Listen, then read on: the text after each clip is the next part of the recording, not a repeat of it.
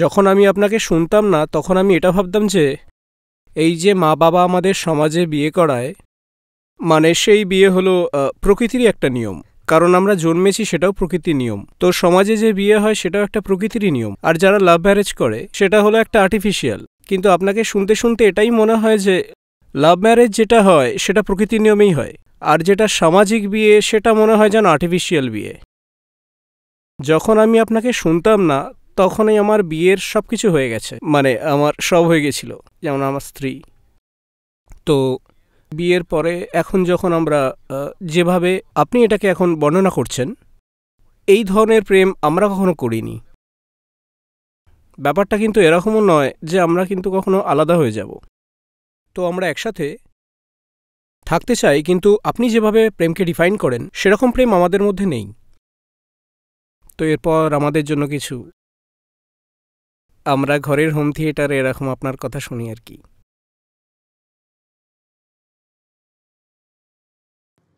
বউকে সামনে রেখে প্রশ্ন করছে কিন্তু। হ্যাঁ,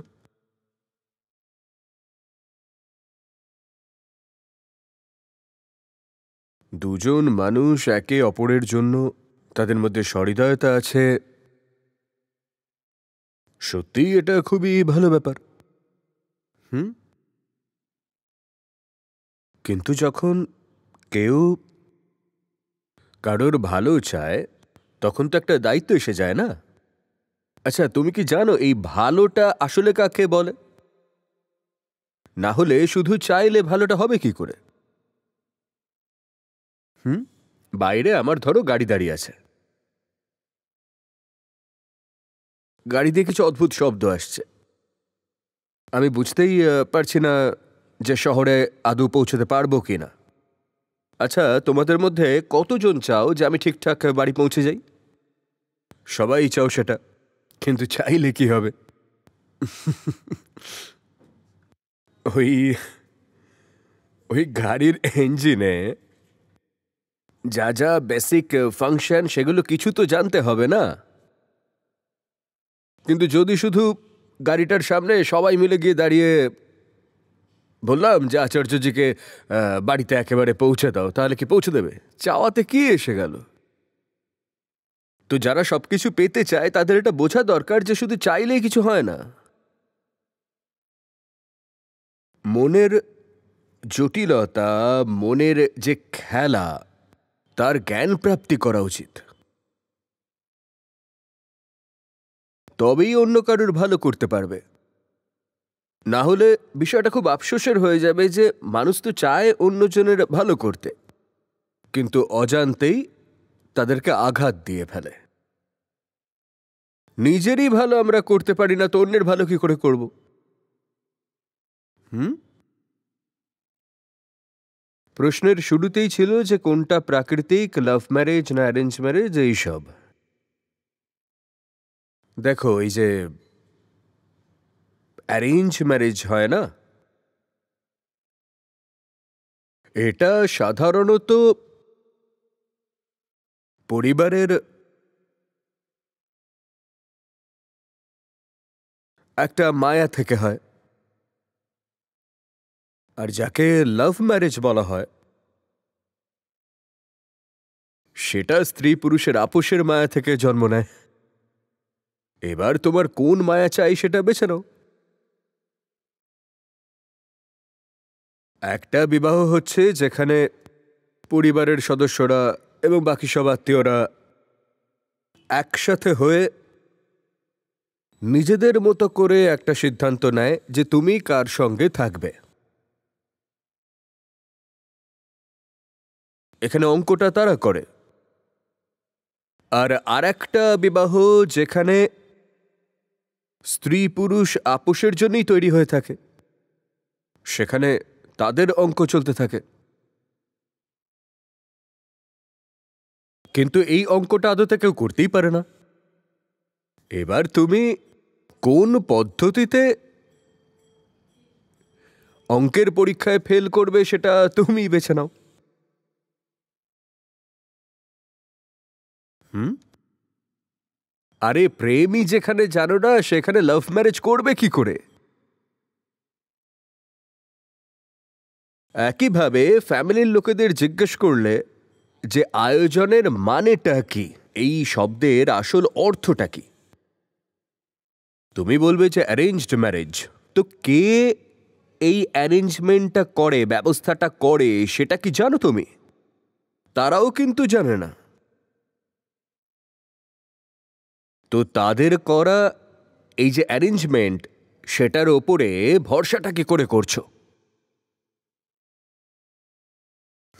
ব্যবস্থাপক কারা? এই যে পুরো বিয়ের যারা ব্যবস্থা করলো তারা কারা? তারা হলো তাদের মন, যে বলছে যে এইভাবে ছেলের বিয়ে দিয়ে দাও, এইভাবে মেয়ের বিয়ে দিয়ে দাও, এইসব।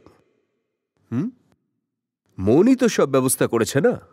সেই ব্যবস্থাপককে আমরা কি বুঝতে পারি? তাকে যদি আমরা বুঝতে পারি তাহলে তো এটাও জানতে পারি যে ও যে এই ব্যবস্থাটা করছে, যে তার বিয়ে এখানে হওয়া উচিত, তার বিয়ে এই বয়সে হওয়া উচিত, তার বিয়েতে এগুলো হওয়া উচিত, বিয়েতে ঠিক এই রকমের দেনা পাওনা হোক। তাহলে যে ব্যবস্থাটা করছে তার কাছ থেকে আমরা বুঝেই যাব যে এগুলো কোথা থেকে হচ্ছে, কিভাবে হচ্ছে।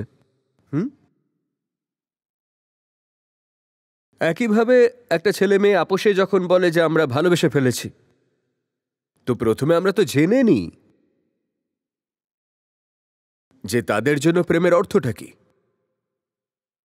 যদি আমরা বুঝে যাই যে তারা কোন বিষয়টাকে প্রেম বলছে, তাহলে আমরা এটাও বুঝতে পারবো যে তারা কোন জিনিসটাকে লাভ ম্যারেজ বলছে। তো এই প্রাকৃতিক এই শব্দটা বেশ গোলমেলে। তুমি প্রাকৃতিক সরিয়ে মায়াবী করে দাও। আর মায়া কত ধরনের হয়ে থাকে। মায়ার যে রং খুঁজতে চাও খুঁজে নাও। চাও তো মা বাবার প্রতি মায়া খুঁজে নাও, মামার প্রতি মায়া খুঁজে নাও, কিংবা কাকুর কথা ভাবো, অন্য আত্মীয়দের কথা একটু ভাবো, কখনো ঘটক বাড়িতে সম্পর্ক নিয়ে আসে, তার মায়ার কথা ভাবো। আর এগুলো করবে না তুমি, একেবারে স্বাধীন চেতা মানুষ, তাহলে নিজের ব্যক্তিগত মায়া বেছে নাও। কিন্তু যাই বাছো না কেন সেটা তো মায়াই। যে প্রেমের বাস্তবিক অর্থটা বোঝেই না, সে বিয়েটা করে অন্য কারোর কথা শুনে, বা নিজের ওই তথাকথিত মর্জিতে বিয়েটা করে, কিন্তু সেখানে প্রধান নির্বাচনের বিষয়ে মায়া। হ্যাঁ, কিছু লোক এতেই খুব সন্তুষ্ট থাকে। আচ্ছা, যখন মায়াই বাঁচলে, তাহলে অন্যজনের দেহটাই কেন বাঁচলে, নিজেরটা কেন নয়? যখন মারতেই হবে তখন এটুকু তো করো, অন্তত নিজের চটি দিয়ে পেটাও। অন্যর চটি খুঁজছো কেন? তো এই ধরনের সন্তুষ্টি পেতে হলে তুমি বলতেই পারো যে প্রেম বিবাহ এগুলো উঁচু ব্যাপার। আমাকে জিজ্ঞেস করলে আমি তো বলবো মার তো খেয়েই গেছো। এই যে গালটা লাল হচ্ছে, সেই লালে কি আদৌ লেখা আছে নাকি যে জুতোটা অন্য কারোর ছিল না তোমার নিজের? দাগ তো দাগই, এ তো অন্য কিছু নয়।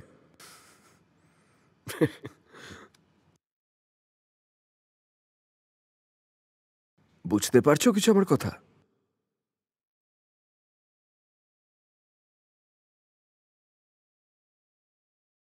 আমরা প্রেম বোঝার জন্য কিন্তু তৈরি নই, বরং প্রেম বিবাহ করার জন্য উতলা হয়ে থাকে। আমি খুব অবাক হয়ে যাই, একটার পর একটা উদাহরণ। জীবনে যারা কিচ্ছু বুঝতেই পারে না, জানেই না, হয়তো তার বয়স 14 কিংবা 16, তখন থেকে একটাই লাভ সে জানে, সেটা কি? ভালোবাসা। আর যদি কখনো সে আমার সামনে আসে, আমি জিজ্ঞেস করব যে তোমার অঙ্ক ভালো লাগে না, ভূগোলও ভালো লাগে না, তুমি এখান থেকে ওখান সোজা যেতে পর্যন্ত পারবে না, অন্য কারোর সাথে দুটো কথা অবধি বলতে পারবে না, নিজের রাগ নিজে কন্ট্রোল করতে পারো না, কোথাও সঠিক সময় পৌঁছতে পর্যন্ত পারো না।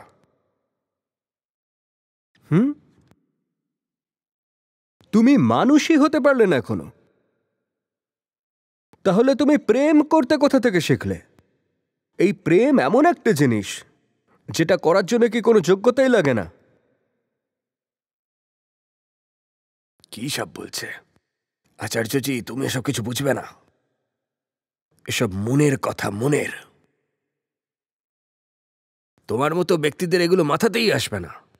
আরে বই ফই থেকে বাইরে বেরো, বাগান দিয়ে হেঁটে যাও, প্রজাপতির সাথে খেলো, তখনই তো বুঝবে ভালোবাসা কাকে বলে। তোমার মতো পাষাণ হৃদয় ব্যক্তিদের এসব মাথায় আসবে না। আমাদের জিজ্ঞেস করো, আমরা বোঝাবো। আচ্ছা, তুমি কি করে বুঝলে? বলো, ওই যে চুলটা হাওয়ায় উঠছে না, ওটাই ভালোবাসা। আচ্ছা, আর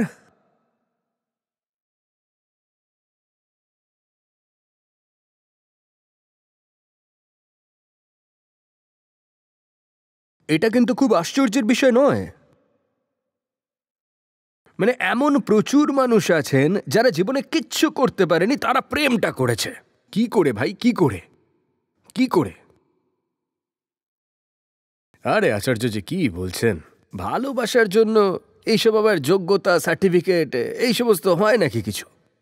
দরকার আছে ভাই, দরকার আছে। ভুলভাল লোকে ভুলভাল শিক্ষা তোমার মাথায় ঢুকিয়ে দিচ্ছে যে শোনো ভাই, ভালোবাসা হলো খুব প্রাকৃতিক, এটা স্বাভাবিক নিয়মে আসে, একটা পশুও প্রেম করতে পারে। এই সমস্ত মূর্খের মতো কথা তোমার মাথায় ঢোকানো হচ্ছে। তোমাকে বলা হচ্ছে ভালোবাসা ছোট বাচ্চার থেকেও শিখতে পারো। এগুলো পাগলের মতো কথা। ছোট বাচ্চা সে মোহ জানে, ছোট বাচ্চা মমতা জানে, সে ছোট বাচ্চা হয়তো আসক্তি বোঝে, কিন্তু প্রেম সে জানে না। আরে প্রেমটা শিখতে হয়।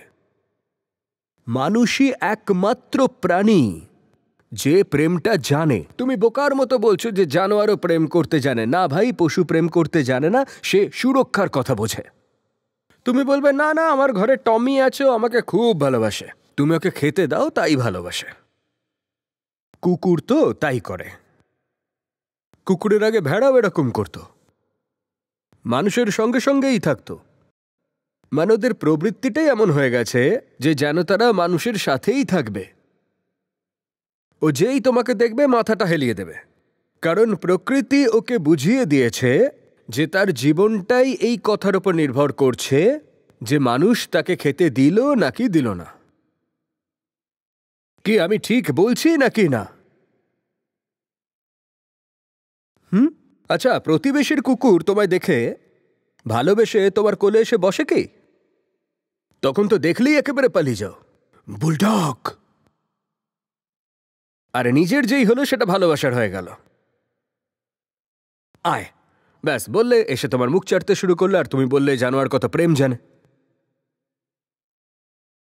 জানোয়ার তোমার কাছে এই জন্যই আসে কারণ প্রকৃতি তাকে দিয়ে এটা করায়। কিন্তু এই বিষয়টার মধ্যে সৌন্দর্যতা আছে, অস্বীকার করছি না। একজোড়া পাখি একসঙ্গে বসে আছে, দুজনে চেঁচাচ্ছে, আর সেটা অনেকটা সেই গানের সুরের মতো মনে হচ্ছে। হ্যাঁ ঠিক আছে, এর মধ্যে সৌন্দর্যতা আছে, অস্বীকার করছি না, কিন্তু এটা প্রেম নয়। প্রেমের মূল কিন্তু আধ্যাত্মবাদে। প্রেম করার যোগ্যতা তো শুধু তারই আছে যে তার মনকে বুঝতে পেরেছে, যে মনের অস্থিরতা বুঝতে পেরেছে। মনের অস্থিরতা যখন তুমি বুঝতে পারবে, সেটাই প্রেম। প্রেমের এর বাইরে কোনো পরিভাষা নেই। এই তো আচার্যজি প্রেমের পরিভাষা দিয়ে দিলেন, ভুল করে ফেললেন। আরে আমাদেরকে জিজ্ঞেস করুন। আমি ক্লাস 8-এ পড়তে পারি, কিন্তু আমি আপনাকে বুঝিয়ে দিতে পারি যে ভালোবাসা ওটাই যেটাকে ভাষায় প্রকাশ করা যায় না। আর এটা আমরা ফিল্মে বা শায়রিতে পড়েছি।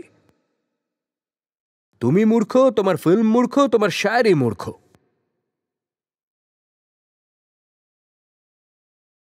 অশান্ত আছো তো? শান্তি খুঁজতে যাচ্ছ তুমি, খোঁজো। কিন্তু এই যে সারাক্ষণ একটা আকর্ষণের পিছনে ছুটছো যে সেখানে পৌঁছলে আমি শান্তি খুঁজে পাবো, তাকেই কিন্তু প্রেম বলা হয়ে থাকে। তো প্রেম তো তখনই সার্থক হবে যখন তুমি সেই দিশায় পৌঁছবে যেখানে তুমি শান্তি পাবে। কিন্তু প্রকৃতি আর যে প্রাকৃতিক বিষয় রয়েছে, যেগুলোকে তুমি প্রাকৃতিক প্রেম বলছো, সেখানে কিন্তু কোনো উপায় নেই যেখানে আপনি শান্তি পাবেন। গভীরভাবে বুঝতে হবে, প্রাকৃতিক যে আকর্ষণ, তার যে পরিণাম, সেটা শুধু একটাই হতে পারে, সন্তান। আর আধ্যাত্মিক আকর্ষণের পরিণাম হতে পারে শান্তি।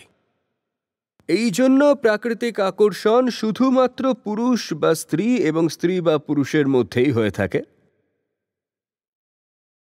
কারণ প্রাকৃতিক আকর্ষণ হয়ই এর জন্য যে হ্যাঁ, এখানে খাবার পেয়ে যাব,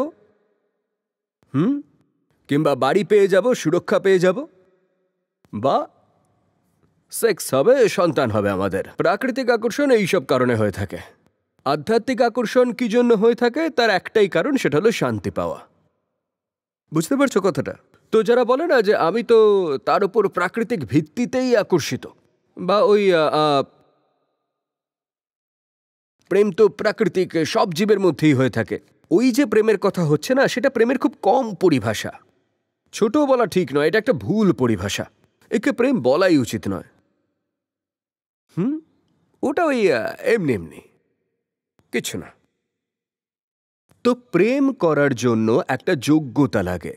প্রেম করার জন্য এমন দৃষ্টি দরকার যে অন্যকে কম দেখবে, নিজেকে বেশি দেখবে। তোমার দৃষ্টি যদি শুধু অন্যের প্রতি আটকে গিয়ে থাকে, তাহলে সেটা কিন্তু প্রেমের দৃষ্টি নয়, এটা তোমার পাশবিক বৃত্তির লক্ষণ। পশুর কাছে এই বিষয়ে কোনো যোগ্যতা নেই, তার কাছে এই ক্ষমতাই নেই যে ও চিনতে পারবে নিজেকে আর বুঝতে পারবে ওর মাথার ভেতরে কি চলছে। মানুষ, তাদের একটা বৈশিষ্ট্যতাই আছে যে তুমি নিজেকে বুঝতে পারবে, চিনতে পারবে। যখন তুমি নিজেকে দেখবে, যখন তুমি তোমার ভেতরের সমস্যার কারণগুলো বুঝবে, যখন তোমার সমস্যার সমাধান করতে পারবে, তবেই তো তুমি খুঁজে নিতে পারবে তোমার সমাধান এবং তোমার শান্তির। সমাধানের দিকে আকর্ষিত হয়ে শান্তির পথে এগোনো, সেটাই তো প্রেম। যা মারগ সাহাব মিলে প্রেম কাহাবে সোয়ে। কত সোজা একটা পরিভাষায় বুঝিয়ে দিয়েছেন। প্রেম প্রেম সব কহে, প্রেম না জানে কোয়ে, और যা মারগ সাহাব মিলে প্রেম কাহাবে সোয়ে।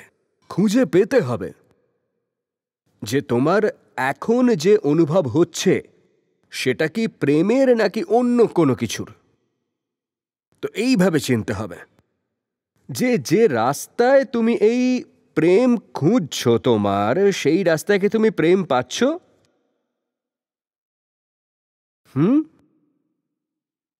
নাকি অন্য কিছু পাচ্ছ? এইটা দেখে নাও। আচ্ছা, সাহাব মানে এখানে কি? হ্যাঁ,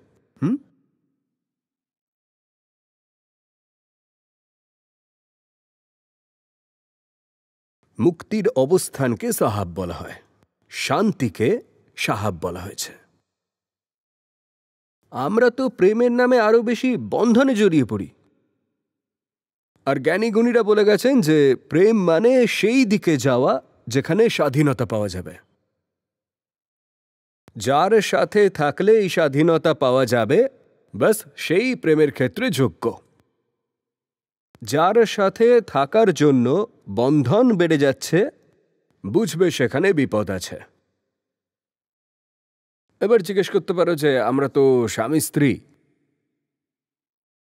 টিভি চালিয়ে একেবারে একসাথে আপনার কথা শুনি আমরা, তো তাহলে একজন আরেকজনকে এটাই দাও যেটা কিনা প্রেমের ধর্ম। প্রেমের ধর্ম হলো নিজে স্বাধীন থাকা আর দ্বিতীয়জনকে স্বাধীনতা দেওয়া, নিজে শান্ত থাকা আর অন্যজনকে শান্তিতে রাখা। তুমি যদি বলো যে তোমার সাথে কারোর প্রেম আছে আর তুমি তার জীবনে দিন রাত ইন্টারফেয়ার করছো, তাহলে তুমি প্রেমী নও, শত্রু। কিন্তু বেশিরভাগ ক্ষেত্রে প্রেমের নামে এটাই হয়। তুমি যদি তোমার মনের পরীক্ষা করো, তাহলে দুঃখের বিষয় এটাই যে আপনি দেখবেন আপনি আপনার শত্রুদের থেকে কম কষ্ট পাচ্ছেন, আপনার বেশি সমস্যা আপনি আপনার কাছের মানুষেই দেখতে পাচ্ছেন। বলুন এই কথাটা ভুল না ঠিক? আপনাকে আপনার শত্রু কিভাবে বেশি কষ্ট দিতে পারে? তার তো সেই ক্ষমতাই নেই, সে তো তোমার থেকে দূরে রয়েছে। যারা আমাদের কাছের মানুষ, যারা আত্মীয়, তারাই কিন্তু আমাদের মাথাটা খেয়ে নেয়। কি হ্যাঁ কি না? তাহলে এটা প্রেমের চিহ্ন নয়। কিন্তু আমরা কি বলি, এটাই তো প্রেমের কথা না? সব আবর্জনা কার উপরে ফেলবো আমি? সারাদিন অপেক্ষা করে ফিরে আসুক একবার, আর তারপরেই সারাদিনের যত ক্ষোভ ফেলে দাও তার উপরে। ঠিক একইভাবে সাহেব সারাদিন বাইরে রয়েছে, তো বাইরে তো হিম্মত হয়নি নিজের সমস্ত রাগ, ক্ষোভ, ঘৃণা কারোর ওপর দেখানোর। ব্যাস একবার বাড়ি এলো, বউকে দেখলো, সন্তানকে দেখলো, তাদের ওপর দিয়ে দিল। প্রেমের নামে এইগুলো চলতে থাকে। দেখো না যে অপরিচিত কেউ হলে তার সঙ্গে কিরকম মিষ্টি করে কথা বলে। অপরিচিতদের সাথে কতটা হেসে কথা বলবে, করবে তো না করবে না? আর সমস্ত রাগ, ঘৃণা, উচ্চস্বরে কথা বলা, সেগুলো কাকে? নিজের লোককে। অপরিচিত লোকের কাছে কিন্তু আমাদের ছবিটা অলওয়েজ ভালোই থাকে, তাই না? আমাদের আসল ছবিটা কিন্তু কাছের লোকেরাই জানে। নিজের সবকিছু তাদের সামনেই প্রকাশিত হয়, আর তাকেই তো আবার আমরা ভালোবাসা বলি। আরে ভাই, অপরিচিতদের সঙ্গে যেটা করি সেটা তো ফর্মালিটি। তো তাদের সামনে আমাদের নিজের রূপকে আমরা দেখাতে পারি নাকি? আসল রূপ তো আমি তোমার সামনেই দেখাবো। ঠিক আছে, আসল রূপ দেখাও, কিন্তু এই আসল রূপটা এত ভয়ানক কেন? আসল রূপ অবশ্যই দেখাও শ্রীমান, কিন্তু এটা তো বলো যে এই আসল রূপ এতটা ভয়ানক কি করে হলো? তুমি আসলে কি এরকমই নাকি? হ্যাঁ, কিন্তু এটাকেই আমরা প্রেম বলে থাকি। সব আবর্জনা যার সামনে জড়ো করতে পারো তাকেই তুমি বলো যে আমার প্রেমী, তাই না? এই যে এত কথা হয় ঘন্টার পর ঘন্টা, এই কথার সময় কি দুজন দুজনকে অমৃত খাওয়াতে? সব প্রেমিক প্রেমিকাদের তো এটাই দেখা যায়, 2 ঘন্টা 4 ঘন্টা কথা বলে যাচ্ছে ফোনে। আর ফোন না হলে তো একে অপরের সামনাসামনি বসে একজন আরেকজনের মাথাটা জাস্ট খেয়ে নিচ্ছে। সাহস আছে তোমার, যখন ওদিক থেকে কোনো ভুলভাল কথা বলা হচ্ছে তুমি ফোনটা কেটে দাও? কিন্তু সেটা তো করো না। আচ্ছা, কি মজা পাও? জানো যে এই বোকার মতো কথাগুলো তুমি সহ্য করে যাচ্ছ, আর একইভাবে উল্টো দিকের মানুষটা সেটা বলেই যাচ্ছে।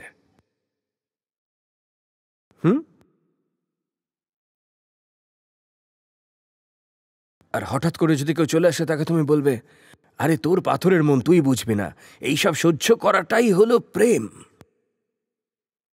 আমার পাথরের মনই থাক, আমি ঈশ্বরের কাছে ঋণী যে প্রেমের এই সংজ্ঞাটা আমি বুঝতে পারি না। আর এইটুকুই আপনার কাছে অনুরোধ করতে পারি, প্লিজ সহ্য করবেন না।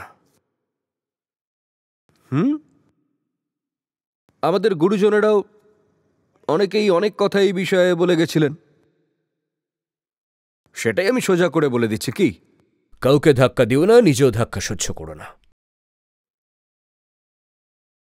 বুঝতে পারছো কথাগুলো?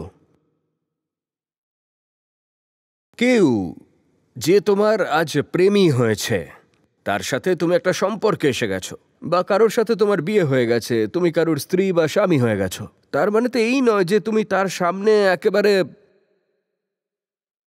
যত খুশি বেলেল্লাপনা করে যাবে। সবাই আঘাত পায়, কিন্তু সে অ্যারেঞ্জ ম্যারেজই হোক আর সে লাভ ম্যারেজই হোক, বিয়ের পর আমরা যে রূপটা দেখতে পাই তাতে ধাক্কা সবাই খায়। কারণ এটা তো তুমি প্রথমে কখনো দেখোইনি। তখন অন্যদিক থেকে উত্তর আসে, সারপ্রাইজ। আরে পরে দেখানোর জন্য কিছু তো বাঁচিয়ে রাখতে হতো নাকি? তাহলে এইবার আমার এই রূপটা দেখো। তুমি জানতে যে আমার আরো 2টো দাঁত ছিল, এইবার দেখো সেগুলো বেরোচ্ছে এখান থেকে। এইটাকে প্রেম বলে না বাবা। যদি আত্মীয়তা মানে এটা হয় যে কেউ কারুর চুল ধরে টানবে, গালি গালাজ করবে, কটু কথা বলবে, তো ভাই এর চেয়ে প্রেম না করা ভালো অনেক। ওই অপরিচিতদের সাথে একটু ফর্মালিটি করাই ভালো। প্রেমের মানে যদি এটা হয় যে সবসময় যুক্তি দিতে হবে, তাহলে এই নির্লজ্জতা একটু ভালো। ঠিক আছে বাবা, আমি নয়, তুমি শুধু বলতে থাকো।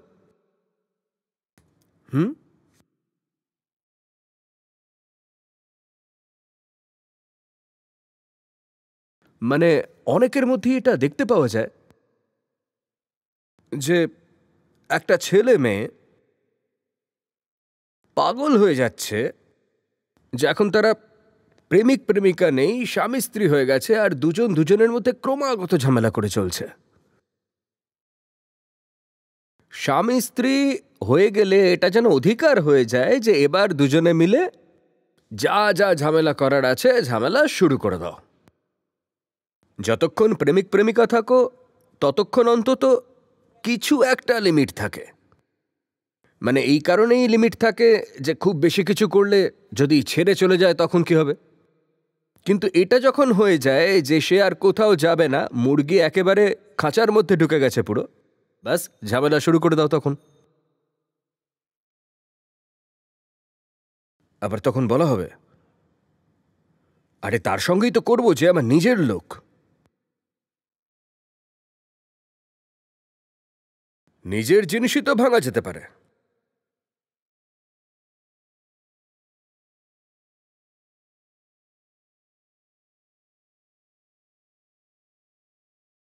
প্রেম দু রকমের হয়।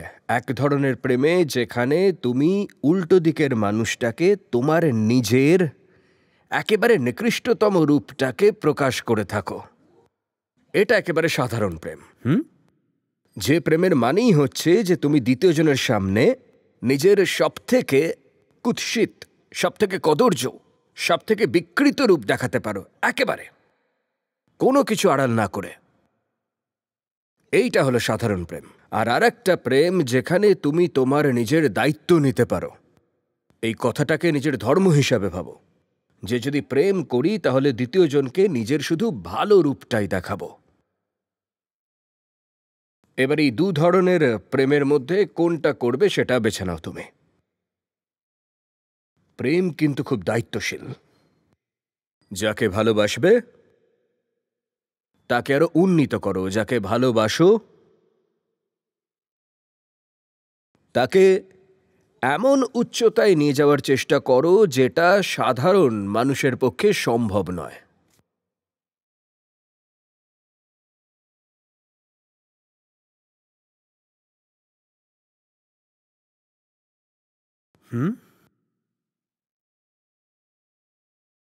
নিজে যদি উন্নীত হতে চাই তাহলে দ্বিতীয় জনকে উন্নীত করতে হবে।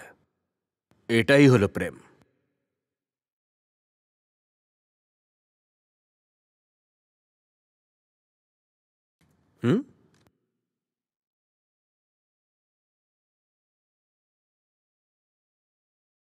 পৃথিবীর অবস্থা খুব ভালো নয়, তাই কোনো হট্টগোল করতে চাই না,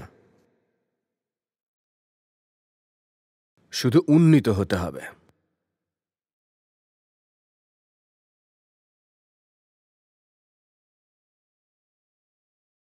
এর মানেটা কি? প্রেমের মানে একে অপরের সব কথা শুনে চলবে? যাকে ভালোবাসি তার সব কথা শুনে চলতে হবে, এরকম কি? এত কিছু শুনে এটা বলছো, কি বলবো? মানে আমি আপনাকে ভালোবাসি, তার মানে আমি আপনার সব কথা শুনব, এর মানে কি এটাই? এটা কি আমায় প্রশ্ন করছো না স্ত্রীকে শোনাচ্ছ? মানে উনি হয়তো বারবার তোমায় এটা বলে যে তুমি তো আমায় ভালোবাসো, তাহলে আমার কথা শুনে চলো, শুনে চলো, তাই সুযোগ পেয়ে সামনে আছে কাঁধে বন্দুকটা রেখে চালিয়ে দিলে তুমি।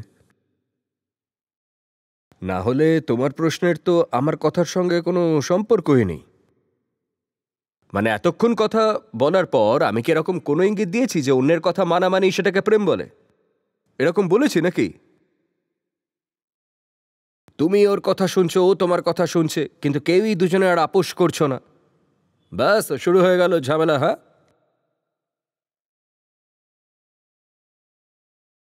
তুমি নিজের মনের কথা আজ পর্যন্ত শুনেছো? সকাল 5টায় উঠতে হবে, এটা তোমারই মনের কথা ছিল। হ্যাঁ, 5টায় উঠতে হবে আমায়, হ্যাঁ, দৌড়তে হবে, জগিং করতে হবে, নিজের কথা মানতে পেরেছো? অনেক বছর তো হয়ে গেল সেই প্রথম আমি যখন এসেছিলাম, তখন থেকে আমি যেটা বলেছি সেগুলো শুনেছ, চেষ্টা করেছ। ব্যাস, চেষ্টা শব্দটা চলে এলো মাঝে। প্রশ্ন থেকে তো সেটা মনে হচ্ছে না।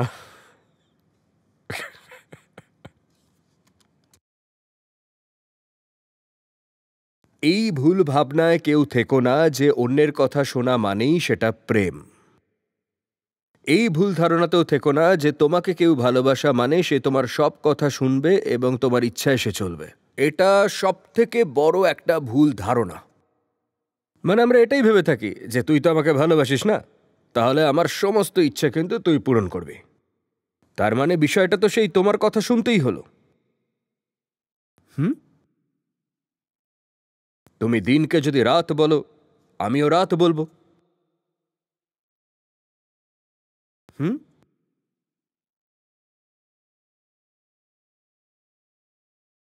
এতটা মোটা হয়েছ, তার কাছে গিয়ে জিজ্ঞেস করলে, এই শোনো না, আমি মোটা হয়েছি নাকি? না না, মোটা কোথায়, রোগা দড়ি হয়ে গেছ।